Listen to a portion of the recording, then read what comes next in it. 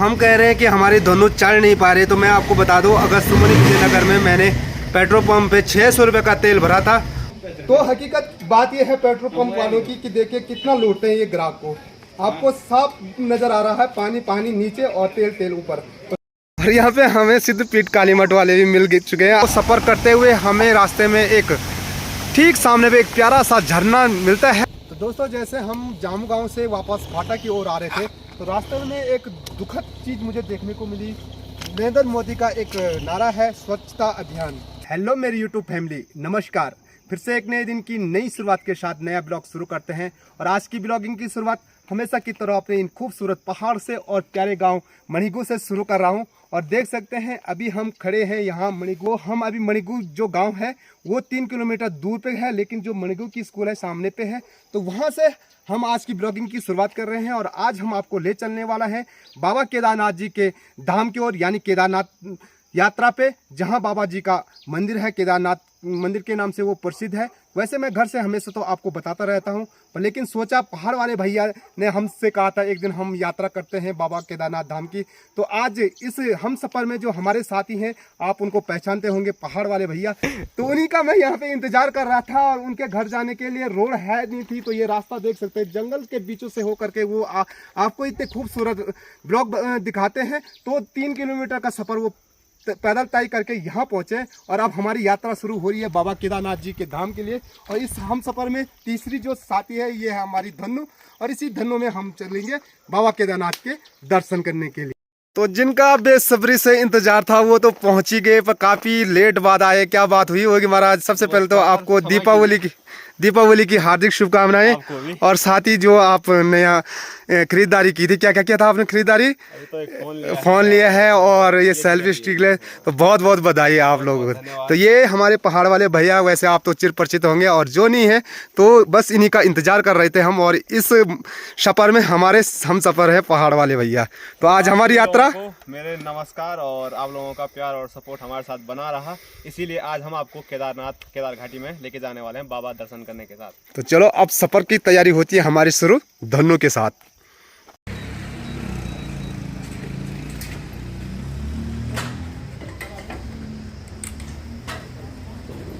दोस्तों, यात्रा की सफ़र शुरू करते ही हम पहुंच चुके हैं कुंड में। और कुंड में हमको 2 रोड मिलती है, ये देख सकते हैं। एक तो ये बाबा केदारनाथ धाम के लिए चलेगी जो गुप्तकाशी होकर के केदारनाथ जाएगी। और दूसरा रोड आपको दिखाई दे रही है वो सामने उखीमठ होकर के मधमेश्वर, या आप तुंगनाथ जाना चाहते हैं तो उस रास्ते से आप तुंगनाथ जा सकते हैं। और ये बीच में जो पुल दिखाई दे रहा है उसके ठीक नीचे आपको मां मंदाकिनी का तेज बहाव भी दिखाई दे रहा होगा। और अभी यहाँ से गुप्तकाशी की जो दूरी है, सामने पे बोर्ड दिखाई दे रहा है 6 किलोमीटर। और यहाँ से फाटा की जो दूरी है 21 किलोमीटर।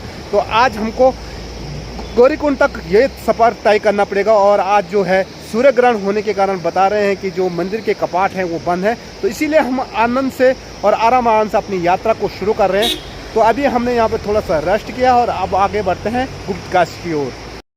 तो दिन की 2 बज चुकी है दोस्तों। और जैसे हम गुप्तकाशी पहुंचने वाले थे उससे पहले की बहुत बड़ा धोखा दे दिया है। हमारी जो धनु थी उसकी तबीयत बिगड़ गई है और वो चढ़ नहीं पा रहे। तो इसीलिए हम आ चुके हैं यहाँ पे, देख सकते हैं, मैकेनिक की दुकान पे। और थोड़ी देर बाद उसका इलाज करेंगे। अगर सही हो जाएगी तो फिर आगे बढ़ेंगे हम अपने सफ़र की ओर गौरीकुंड की तरफ से। और लेकिन यहाँ गुप्तकाशी से काफ़ी खूबसूरत नज़ारे आपको दिखाता हूँ। सामने पे आपको जो खूबसूरत मार्केट दिखाई दे रहा है वो है उखीमठ। और उखीमठ से होते हुए जो ये रोड दिखाई दे रही है आपको, तो यही जाती है आपकी मधमेश्वर धाम के लिए। तो अब कुछ दिनों बाद मधमेश्वर महाराज भी ओंकारेश्वर महादेव में आ जाएंगे, जहां भव्य मेला लगता है। और हमारे जो पहाड़ वाले भैया हैं वो भी परेशान हो चुके हैं क्योंकि टाइम काफ़ी ज़्यादा हो चुका है और हमें लेट हो जाएगी गौरीकुंड पहुंचने तक के लिए। हम कह रहे हैं कि हमारी दोनों चढ़ नहीं पा रहे, तो मैं आपको बता दूँ अगस्त्यमुनि विजयनगर में मैंने पेट्रोल पंप पे 600 रुपये का तेल भरा था। और 600 रुपये तेल भरने के बाद गुप्तकाशी क्या पहुंचा कि ये देखिए यहाँ पे आपके सामने रियलिटी है। और अभी जहाँ पे मैं हूँ ये है गुप्तकाशी वर्कशॉप।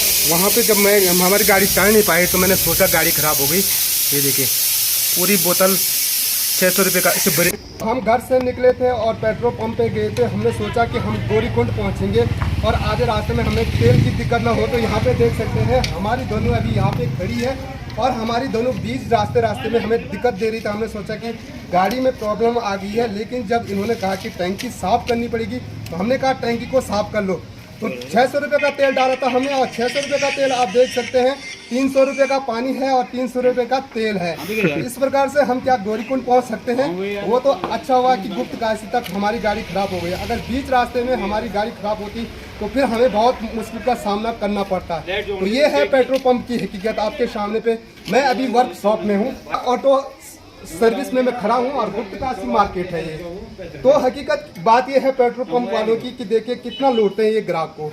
आपको साफ नजर आ रहा है, पानी पानी नीचे और तेल तेल ऊपर। तो 600 रुपये में मुझे लग रहा है 300 का तेल भी नहीं है, 300 भी नहीं होगा यार, 300 का तेल भी नहीं है, उससे 100 रुपए का तेल, 500 रुपए का पानी, 500 रुपये का पानी। इतना महंगा पानी हो गया तुम्हारे यहाँ हकीकत, और ऐसा लूटा जा रहा है हमको। तो जागो ग्राहक जागो, अगर ये हालत रही तो अच्छी खासी, वो तो अच्छा हुआ कि कहीं भी रास्ते में खड़े नहीं हुए, नहीं तो अगर नहीं मिलता तो रात को हमें रास्ते में खड़ा होना पड़ता था। आखिरकार मुझे ये टैंक साफ करना पड़ा। और ये देखिए यहाँ पे भाई साहब क्या करना चाहते हैं आप भी गाड़ी वाले हो हैं, बताइए क्या करना चाहते हैं आप। हकीकत है ये तो कोई रियलिटी है सामने पे, देखिए ये है पेट्रोल पंप की हकीकत, देख लिया। तो बाबा जी के धाम में खुशी मन से जाने का इरादा था, पर लेकिन पता नहीं चला था कि रास्ते में इस प्रकार का धोखा हो जाएगा और रास्ते में हमें पेट्रोल की वजह से खड़ा रहना पड़ेगा। हम तो देवभूमि के हैं, लेकिन जो श्रद्धालु बाहर से आते हैं तो इसीलिए उनके दिल में हमेशा ठेस पहुंचती है जब वो वापस देवभूमि उत्तराखंड से जाते हैं।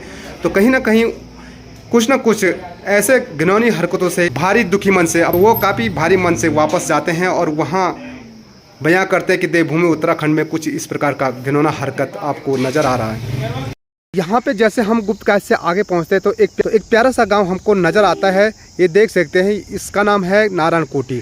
और नारायण कोटी जो गांव है काफ़ी खूबसूरत नज़ारा दिखाई दे रहा है। साथ में सामने पे एक डांडी काठी आपको काफ़ी नज़र आ रही होगी। यहाँ जैसे हम आगे बढ़ रहे बाबा केदारनाथ की ओर, तो वैसी प्रकृति की सुंदरता और भी अच्छी बन रही है। तो ये देखिए यहाँ पे भी हमारे जो सब्सक्राइबर हैं वो रुके हुए हैं, वो भी केदारनाथ धाम की ओर बढ़ रहे हैं और हमारी जो धुन्नू है वहाँ पे खड़ी है। तो जैसे जैसे हम आगे बढ़ रहे हैं वैसे ठंड का प्रकोप बहुत ज़्यादा बढ़ता हुआ हमको नज़र आ रहा है। तो हम अब आगे बढ़ रहे हैं फाटा की ओर। और यहाँ पे हमें सिद्धपीठ काली मठ वाले भी मिल चुके हैं। अब आ जाना तुम मती केदारनाथ। हाँ तुम जाना बार। अच्छा, जैसे हम नारायण कोटी से आगे बढ़ते हैं तो सफ़र करते हुए हमें रास्ते में एक ठीक सामने पे एक प्यारा सा झरना मिलता है और जिसको देख करके हमारी गाड़ी स्वतः ही रुक जाती है। तो हमने सोचा क्यों ना पहाड़ के इन खूबसूरत प्रकृति का आनंद लिया जाए। तो ये देख सकते हैं कितना खूबसूरत झरना यहाँ पे बह रहा है। जो भी यात्री यहाँ इस झरने के काफ़ी करीब पहुँच रहा है तो वो खुद अपने को कैमरे में कैद करने से खुद को रोक नहीं पा रहा। रोक भी कैसे पाए, इतना खूबसूरत जो देवभूमि उत्तराखंड के ये खूबसूरत प्रकृति का जो नज़ारे हैं उनको हर कोई अपने कैमरों में कैद करना चाहता है। तो यहाँ पे देखें कितनी सारी भीड़ लगी हुई यात्रियों की इस झरने को अपने कैमरे में कैद करने के लिए। दोस्तों अभी हम पहुँच चुके हैं फाटा में, और फाटा में यहाँ पे है सभी धाम पर पहुँचकर लोग सत्यापन आवश्यक करवाएं। तो हम अभी यहाँ पंजीकरण केंद्र, आप यहाँ मेरे ठीक पीछे देख रहे होंगे पंजीकरण केंद्र फाटा। तो हम पंजीकरण केंद्र फाटा पे हैं और यहाँ पे हमारे चाचा जी रहते हैं। सामने पे चाचा जी हैं, तो चाचा जी ने तो हम मिलना चाहते तो मिल भी गए। और यहाँ पे आज जो हमारा रहने का ठिकाना होगा यही होगा। और चाचा जी ने थकान मिटाने के लिए सबसे पहले हमें पिलाई है चाय। तो चाचा जी आपका बहुत बहुत धन्यवाद जो आप चाय लाए, क्योंकि जैसे हम आगे ऊपर बढ़ रहे हैं वैसे वैसे ठंड का प्रकोप इतना ज़्यादा है कि मुझे जैकेट पहनना पड़ा। चलो पहुंच गए हम और पहाड़ वाले भैया और आनंद लेते हैं पहाड़ी चाय की चुस्की। दोस्तों हम रुके हुए हैं आज फाटा में। फाटा में चाचा जी ने हमको चाय पिलाई और हमने सोचा कि फाटा का मार्केट तो हमारा देख रखा है, जब हम फाटा में रुक ही गए तो क्यों ना आज हम फाटा गांव को घूम लेंगे। तो हमारे साथ है हमारा बेटा सचिन बिष्ट। तो सचिन बिष्ट ने कहा कि चलो हम घूम करके आते हैं। तो हम आ रखे हैं जामू गांव में। ये देख सकते हैं यहाँ जहाँ अभी हम जामू गांव के लोगों के खेतों में हैं। हमने सोचा कि जैसे पहाड़ी तो हम आ रखे जामू गांव के खेतों में, जहां हम अभी घूम रहे हैं। और यहाँ भी अभी वो काम चल रहा जो हमारे पहाड़ों में यानी हमारे गांव में चल रहा है। तो हमारे जो गांव है, हमारे गांव में इतने बड़े खेत नहीं। मैं आपको बता दूं, ये खेत इतना बड़ा है, वहाँ से शुरू हो जाता है ये खेत और यहाँ से शुरू होकर के इसका अंत ही नहीं मिल रहा है, पता नहीं कहाँ लास्ट तक है। तो इस गाँव के जो खेत है ना, बहुत बड़े बड़े खेत हैं कसम से। तो मुझे ये खेत देख करके काफ़ी अच्छा और काफ़ी समतल और काफ़ी चौड़े खेत है।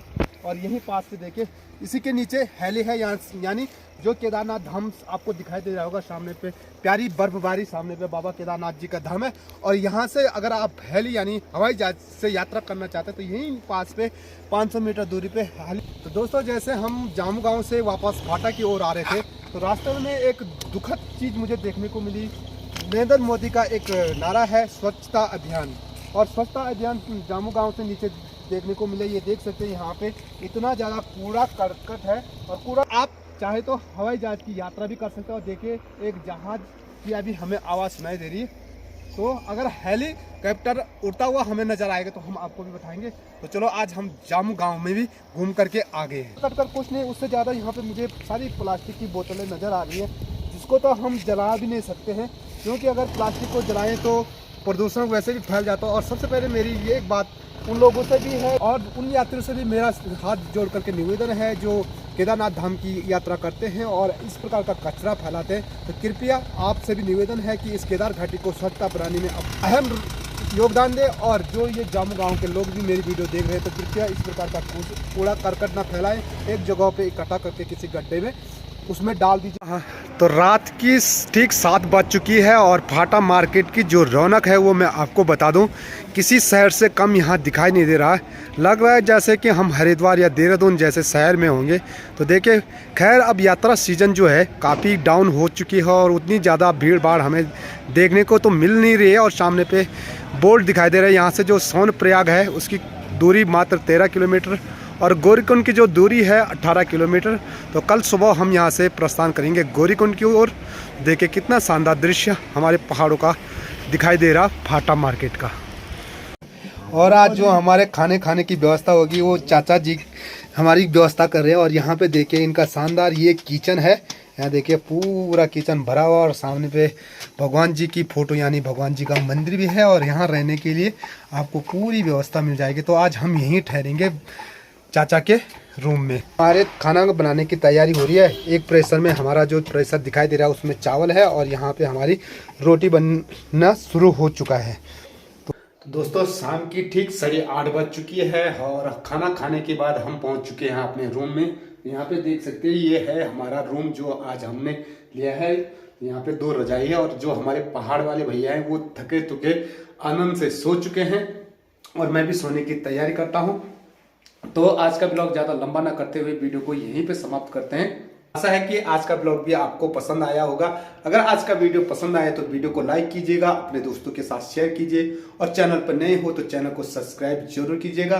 नोटिफिकेशन की ऑल वाली घंटी को जरूर दबाएं, जिससे आने वाली हमारी हर नई वीडियो की नोटिफिकेशन मिल सके सबसे पहले आपको। तो फिर मिलते हैं आपको अगले नेक्स्ट ब्लॉग केदारनाथ यात्रा में। जय उत्तराखंड, जय देवभूमि, जय केदार।